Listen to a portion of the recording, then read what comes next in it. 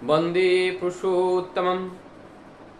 Big बाजार हम लोगों ने सुने हैं, देखे हैं। आजकल तो शहरों में बड़े बड़े बिग बाजार बनाया जा रहा है और वहाँ पर सब लोग जाते हैं, जा कर के वहाँ खरीदारी करते हैं। और ये बिग बाजार, इसे बिग बाजार ही क्यों कहते हैं और यहाँ क्या मिलता है, आइए आप सबको लेकर के चलते हैं बिग बाजार में। बिग बाजार में जब प्रवेश करते हैं वहाँ देखते हैं हमारे संपूर्ण जीवन में जो जो चीज़ें ज़रूरत होती हैं, सारी ज़रूरत की चीज़ें हमें इस बिग बाजार में मिलते हैं। चप्पल चाहिए, हज़ारों वैरायटीज़ का चप्पल है। कपड़े चाहिए, हज़ारों वैरायटीज़ के कपड़े हैं। मतलब everything is available in big बाजार। तो ये बिग बाजार में जो बनाया वो किस उद्देश्य से बनाया?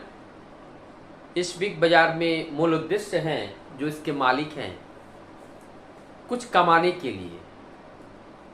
और उनका क्या उद्देश्य है? क्या कमाने? अर्थोपार्जन करेंगे। बिजनेस कर रहे हैं, वो बिजनेस, उनका बिजनेस चल रहा है, वो अर्थोपार्जन करते हैं। भौतिक जगत के इस अर्थोपार्जन करने के लिए उन्होंने एक बाजार का निर्माण किया। ठीक इसी प्रकार से परमपिता का भी एक बाजार है और उस परमपिता के बाजार में सब कुछ मिलता है। कितनी अलौकिकता है।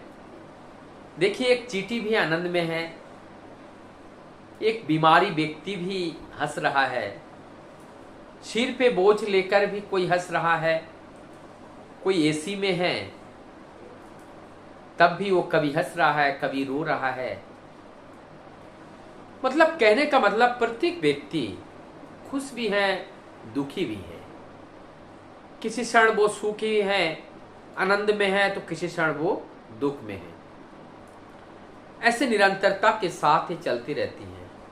प्रभु की ये लीला है। कहीं पर्वत, कहीं पहाड़, कहीं नदी, कहीं नाले। इस तरह से ये सृजन प्रगति कुछ इस तरह से रचा हुआ है। परमपिता का रचना ठीक इस तरह से है।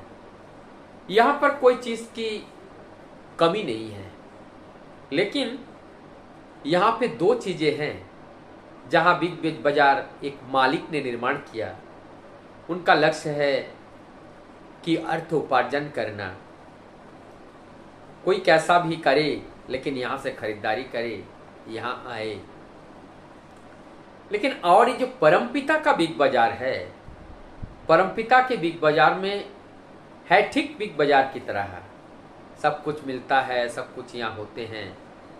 लेकिन परमपिता वो जो चाहते हैं, परमपिता हमारे यहाँ चाहते हैं कि सभी लोग वास्तविकता को अपने जीवन में ये सब चीज़ करके समझे कि वास्तविकता क्या है और मूल बात क्या है।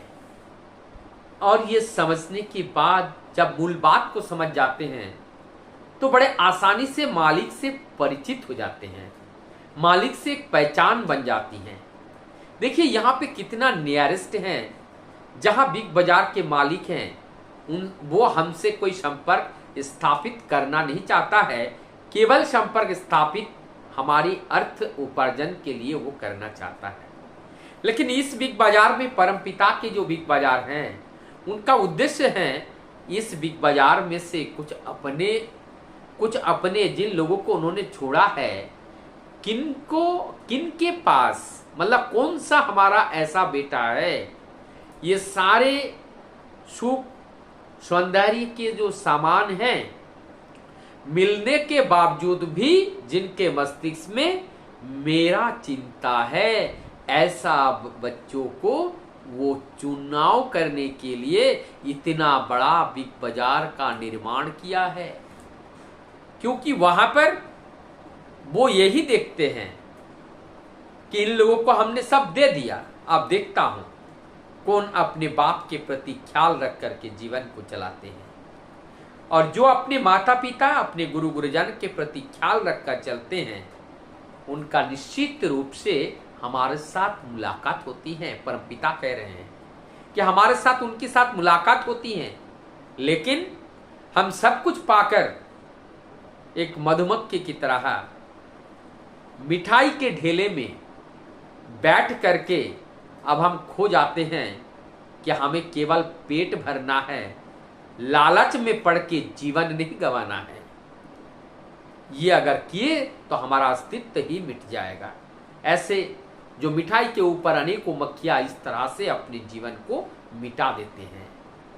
तो परम दयाल श्री ठाकुर ये जो आज अपना जो बिग बाजार है, इस बिग बाजार में चलने के लिए हमें बुद्धि दिए हैं, और यहां बिग बाजार के राह पर चलने के लिए रास्ते में अनेक बाधाएं आएगी।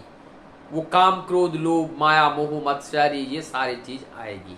प्रवृत्ति का जो जाल है वो जाल हमारे सामने पड़ेगा, और जो जाल निरंतर हमारी चलने की राह को अवरोध करना चाहता है। लेकिन अगर हम मालिक के साथ युक्त रहेंगे तो उनकी युक्त के होने के माध्यम से ऐसे ऐसे युक्तियां वो हमें देगी कि उस युक्तियां के माध्यम से उस जाल या उस बाधा को तोड़कर हम आगे निकल जाएंगे। तो ये परमपिता की बिग बाजार में हमारे जीवन को संवारने का मौका देता है, और परमपिता हमें अपने पास लेना चाहता है। वंदे।